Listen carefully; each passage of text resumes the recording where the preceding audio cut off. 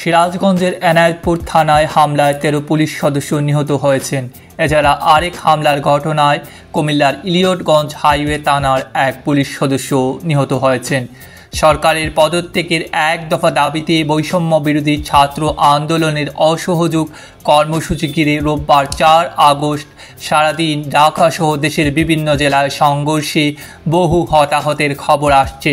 এর মধ্যে বিকেলে পুলিশ সদর দপ্তর থেকে পাঠানো এক বার্তায় 14 পুলিশ সদস্যের নিহত হওয়ার খবর পাওয়া গেছে। পুলিশের রাজশাহী রেঞ্জের অতিরিক্ত উপমহাপরিদর্শক অপারেশনস অ্যান্ড ক্রাইম বিজয় বসাক বলেন, রোববার সন্ধ্যা 7টার দিকে সেনাবাহিনীর একটি দল ঘটনাস্থলে যান।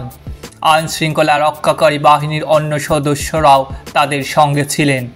তারা থানায় গিয়ে 11টি লাশ খুঁজে পান। এর মধ্যে 8টি লাশ মসজিদের পাশে স্তূপ করা অবস্থায় পাওয়া যায় এবং 3টি লাশ পাওয়া গেছে পুকুরে।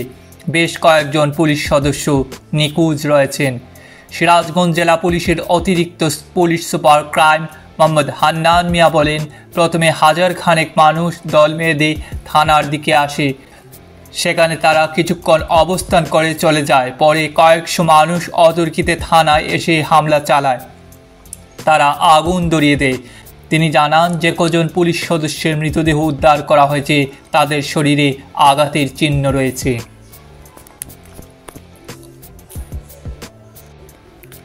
পুলিশ সদর দপ্তরের তথ্য অনুসারে দিনভর সংঘর্ষের মধ্যে সারা দেশের 27 থানা, ফাঁড়ি, পুলিশ সুপারের কার্যালয় ও রেঞ্জ অফিসে ভাঙচুর চালানো হয়েছে।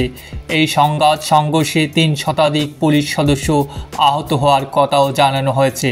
পুলিশ সদর দপ্তর থেকে পাঠানো তথ্য অনুসারে আক্রান্ত থানা ফাঁড়িগুলো হচ্ছে ডিএমপির যাত্রাবাড়ি ও খিলগাঁও থানা, টাঙ্গাইলের গোড়ায় হাইওয়ে থানা, বগুড়ার সদর, দুপচাঁচিয়া ও শেরপুর থানা এবং নারুলি পুলিশ ফাঁড়ি, জয়পুরহাট সদর থানা, কুমিল্লার ইলিয়টগঞ্জ হাইওয়ে থানা, রংপুরের গঙ্গাছড়া, মিঠাপুকুর, পীরগাছা, পীরগঞ্জ, বদরগঞ্জ ও গঙ্গাছড়া, ব্রাহ্মণবাড়িয়া সদর ও আশুগঞ্জ থানা, সিরাজগঞ্জের এনায়েতপুর, উল্লাপাড়া ও শাহজাদপুর থানা, হবিগঞ্জের মাধবপুর ফাঁড়ি, ময়মনসিংহ রেঞ্জ অফিস।